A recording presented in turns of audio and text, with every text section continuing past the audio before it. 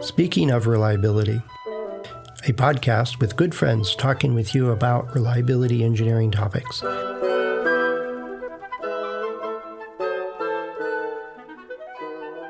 Welcome to Speaking of Reliability. This is Fred Schenkelberg. And this is Carl Carlson.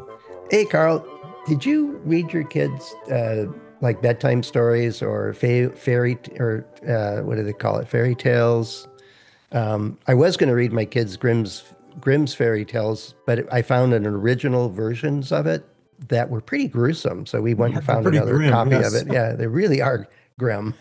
I did. And that was, I don't know where I learned that from, but I think it came from various advices and it was just a nice way to teach them some of the stories and interact with your kids and make a connection, that type of thing. Get them interested in books. Well, I remember one of the books had squirrels in it. I think it was Squirrel Nutkin is one of Beatrix Potter's books. And the squirrel was a bit cheeky and, like a squirrel, and an owl bit its tail off. And it was kind of there's consequences for being too brash. kind of thing. So it became a subtle reminder over the years, like, don't be like Squirrel Nutkin. And it conveyed an entire lesson in just one reference. It is one of the powers of storytelling. Yet every culture that I've ever run across or ever talked to people about have a lot of stories in the realm.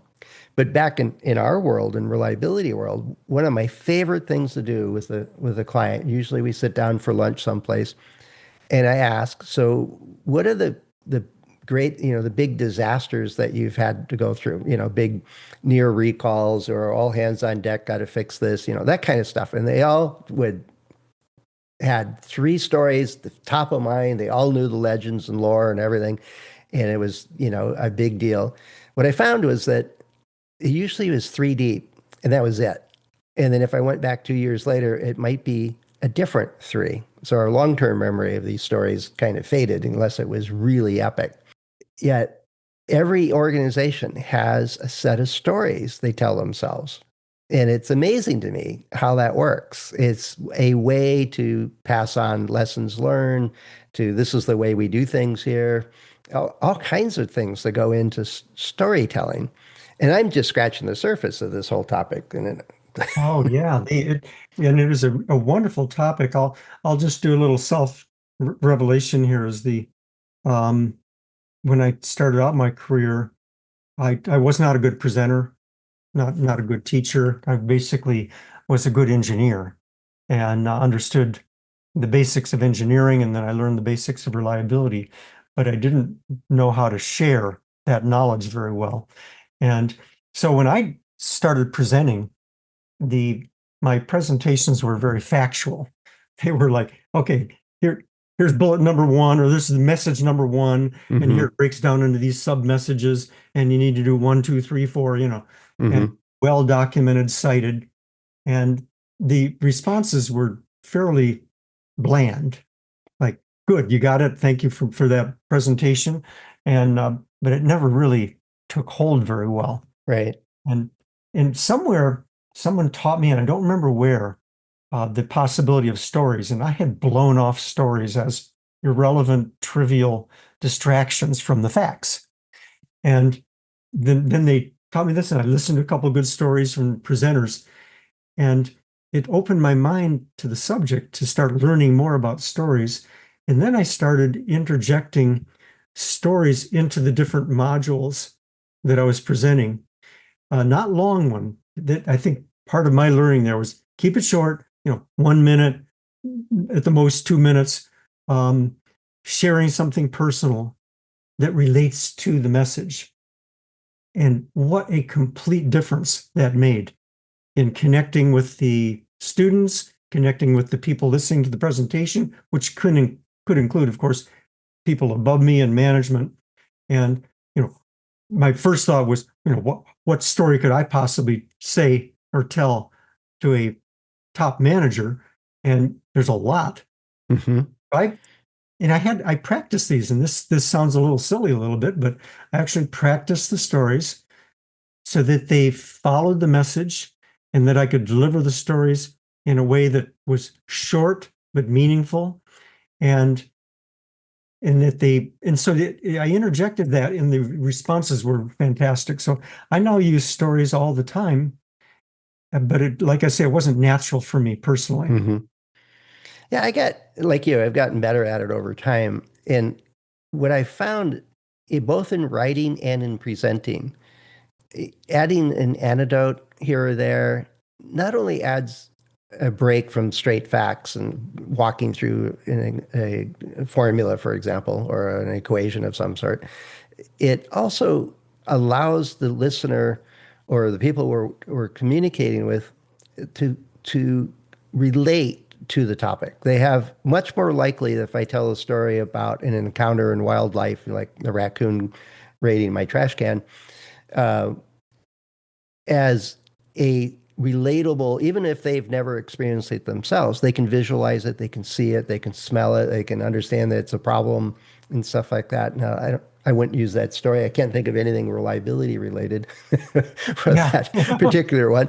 But, although I do have one on redundancy I could bore you with. But the idea is that it provides a ladder or a framework for them to remember what you're talking about, something that they have either experienced or they could have experienced. So they can see it and smell it and taste it and so on. All those sensors get involved, which makes remembering what the main points are, what the story is, and what the lesson of the story is a whole lot more possible versus just saying, make sure you look both ways before you cross the street. But if you tell a story about your first time being in London where they drive on a different side of the road and we would look the wrong way and almost getting run over. And curious is why do they have great big signs on it say, look this way for cars? Right. And that must be for us tourist types that don't understand where the cars come from. Um, it's it provides a latching mechanism, for the lack of a better word, to convey a topic. I often tell the story about the first time I got involved with accelerated testing or just reliability at all. My boss said, "Hey, we need to know if this new product will last for 20 years." And like, wow, okay, where's it going to be used? Well, in the Italian Alps. Cool. I get to go to the Italian Alps for 20 years to see if it's working. He said, no, you No, got I don't six think months. so. But I think one of the ways people connect and learn is through pictures and imagery. Hmm. And words can help on that, but a story where you're basically you're using words, but the story itself, I think, creates an image that Yep. people could connect with. Let me do a before and after, just for fun here. This just came to mind. So when I would talk about FMEA, I would, if I'm talking to a group or individual or a class, I'd often say one of the purposes of FMEA is to improve the design, the product design or the design of the manufacturing process. And I'd hammer that. It's to improve it. That's why we're doing it. And the It's pretty results were, flat. yeah, it was bland. And and then I had an experience uh, early, fairly early. I think it was maybe in the mid 2000s, 2005, something like that. I'm on site with I won't say the name, but it's a medical device company. And I was looking at their FMEAs. They had no recommended actions. They didn't do anything to improve the design. They just found out where the problems were. And so I walked into the management office with a few of the executives were there. And I said, why are you doing FMEAs? And I showed them an example where they discovered these problems, and then there was nothing in the FMEA to change and improve the design. I said, Hmm. well, that's not the point. The point is we don't want to share with the FDA our dirty laundry.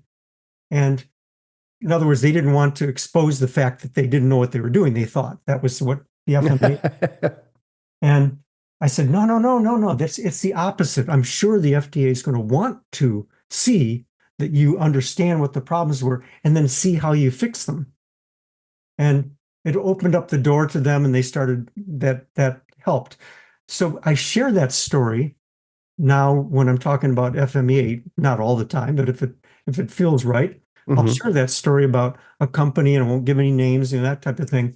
And it connects with people as to why you're doing the FMEAs to improve the design, because how silly it is to do an FMEA and not do anything to improve the design. And so that's just like a before and after for me personally. And each of the points of the teaching points, I have a little story that I add on there about a personal experience. And Yep. where I was getting to on this is a lot of it is humility, where you've made the mistake. People can relate. If you're up there and saying, look, here's how I did it wrong, and you don't want to do that. And it just, people can connect to it rather than you always know what the answers are. But Yep. just some thoughts. Well, it's funny once you start looking for stories in your own experience and your own background and stuff. And one of the courses I took or class I was in was, all right, sit down and write the titles for 15 stories that you could flush out and keep them condensed and short to make a point. And write down the title of what you would call your story if you're writing a little fable of some sort. And then what's the key point? And and so we just sat there and brainstormed and came up with all kinds of stuff. And then it was, all right, now, turn partner up and tell each other a story. And it was so much fun. And it was just practice. And it was, you got 30 seconds to tell the story. It was very condensed. What are the key points? Visualization was important, all those kinds of stuff. But what happens is that now I walk around, and you can ask any of the students in my various classes I've taught, is that even here on the podcast, you and I both tell stories. And I'm quite sure you've told the story about your first reliability plan where you put everything in it. And it was, is that everything on it. It was, like you said, it was looking back, it was, oops, I did that. Here's Whoa. a better way. Yeah. Um, but you end up with a portfolio of ready to go stories to make a point. And it's anecdotal, it's self-deprecating oftentimes, it's humorous sometimes, concise, and it takes practice to bring it to be very good at it and successful with it. Yet it adds a bit more color, an easier way to remember the point or the idea that you're conveying. Um, Instead of telling a joke at the start of a presentation, tell a story, a very short story that sets the stage for what you're going to be presenting on.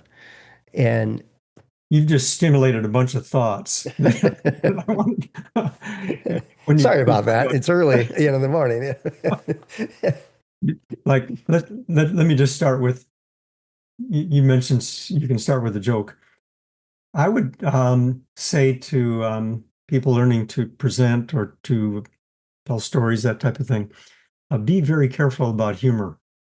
And because we have a multicultural society, not just in the country we're in, but around the world. There's obviously lots of different cultures. And I have made the mistake of telling a joke in front of a culture that didn't see it. They don't get it. It's Yeah. not, You don't go to the Middle East and tell a beer drinking joke. yeah. It just will not be understood. I forget what country I was in, but I used a metaphor of, boy, you hit that one out of the park. Yeah. And it was not a culture that understood baseball. Yeah. Or cricket. You did what? You hit it out of the park. And so you have to be aware of your audience. If you're going to use humor, be very careful about it. Practice it. Make sure you know the punchline and make sure it's appropriate for the audience that you're with. And then another thing that came to mind is when I've mentored people, particularly people that are starting out, they go, "Oh, I don't have any stories." Oh, yes, you do. And so we talk about it, and because they say, "Well, I haven't done a lot in industry," and that, yeah, but what about in school? What about in your Day-to-day life. Yeah. everyday life? Exactly. You've learned things, And this comes down to one of the main points is you start with the message. You don't start with the story. In other words, you start, what's the message I'm trying to convey? Then you look for the story that helps to set the tune for that message. Hmm. And people that are new, you still have messages that you want to convey. You may want to convey something about the importance of persistence. Okay, well, that doesn't have to be an industry. You could have a story about persistence in your personal life. And How you learned how to swing a bat so you could hit it yeah, out of the park. yeah, exactly. So this the starting with the message and then moving to the story, you'll find stories. They're there. And one way to think of it is, where did you learn this? How did you learn this? I still Yeah. remember vividly when my father, when I was, I don't know, 3 or 4 years old, taught me between right and left. And it is, I don't think I've ever used that story in any professional setting, but it's, we have memories that gave us lessons. And like you said, it's very good advice to start with what's the point you're trying to make. And in the presentation world is you probably have one or two things, usually one primary thing you want your audience to walk away with. And it might be influence type presentation, or you're just presenting the results of a study you did, or a failure analysis process and what was done and so on. Yet there's probably some takeaway you want people to have. And part of a good presentation of any form is to set the mindset of your listeners so that they're able to get the main point. And so stories play a pivotal role in doing something like that. Um, Let's frame a two approaches, one the wrong, one the right. Let's say you have a message. One of your messages is don't ignore what's some people call one-offs. yeah, yeah. Okay. That's a good message. Don't ignore it. Well, you could present that and just say, don't ignore one-offs, and then say that's bad because, you're gonna, that could be a real problem or you could look for a story where somebody ignored a one-off, maybe ask around or do some research, or you can even get on the internet, and see about some catastrophes where you can find a story that relates to that message and then bring that in. Don't don't fabricate, don't make up things, don't I think it's important to have your sources good. Like I was addressing the American Bar Association about 10 years ago on the topic was you cannot anticipate everything because some lawyers say, well, you didn't anticipate that. So my point was there's no way you're going to anticipate everything. You just have to be uh, good at what you do and make sure you get the big hitters and nothing high risk, etc. And but there are stories about anticipating. And one of the things I started out with a little bit of humor, and I did my research on it. In the state of Ohio, there were two cars, and it was, I think, I'm going to get this wrong, but like 1895 or something, and they Hmm. got in an accident. And I had some pictures of the cars colliding, and it was the little humor point.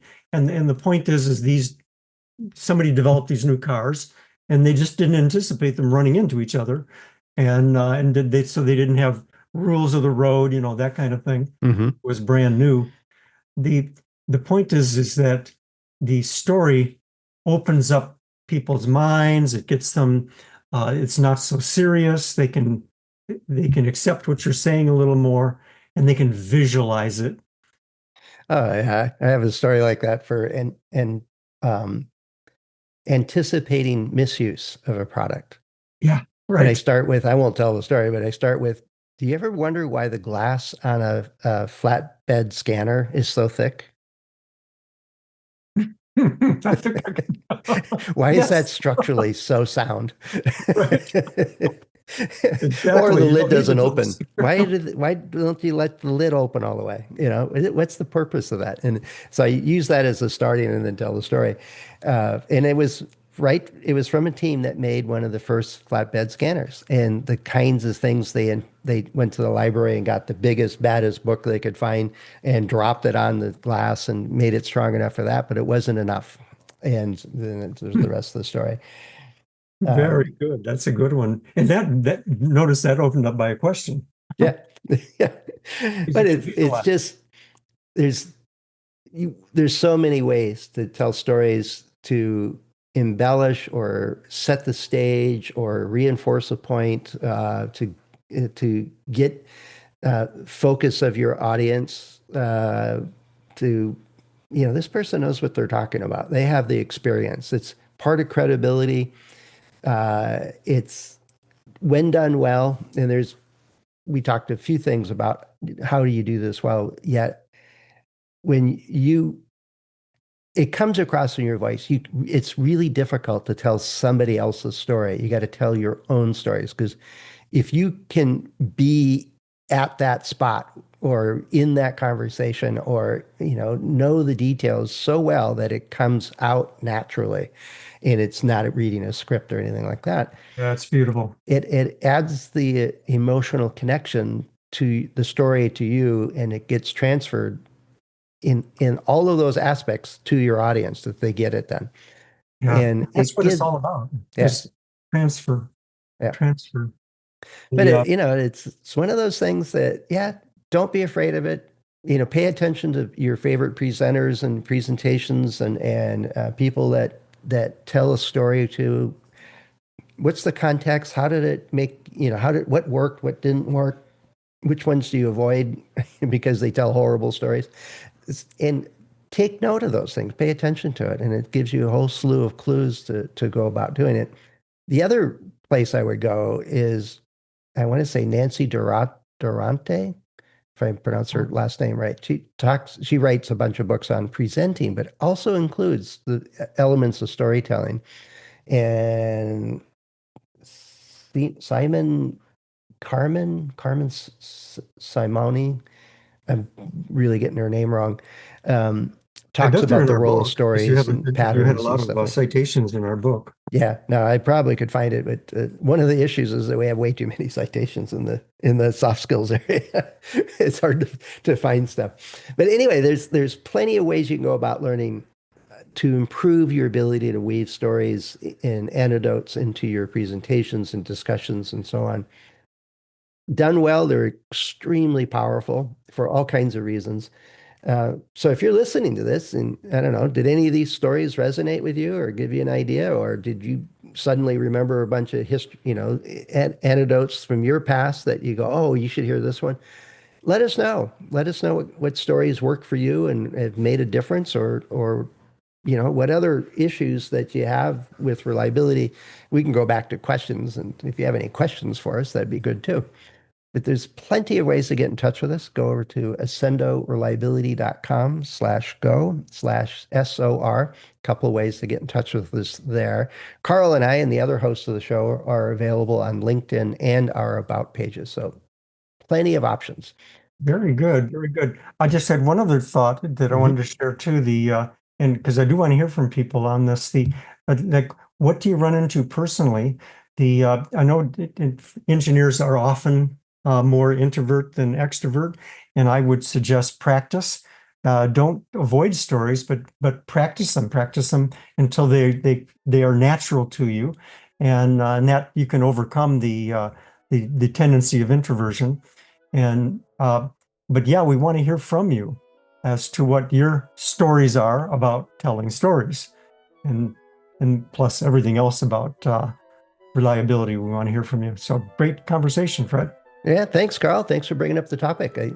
Well, as you know, I like to tell a good story every now and then. Yes, you do. Thanks so much, Carl. We'll talk to you later. Bye-bye. Thanks for listening to Speaking of Reliability. We invite you to join the conversation.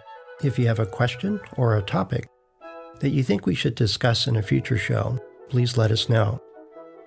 You can find a comment box below the episode show notes, or just leave a note as part of a review on iTunes.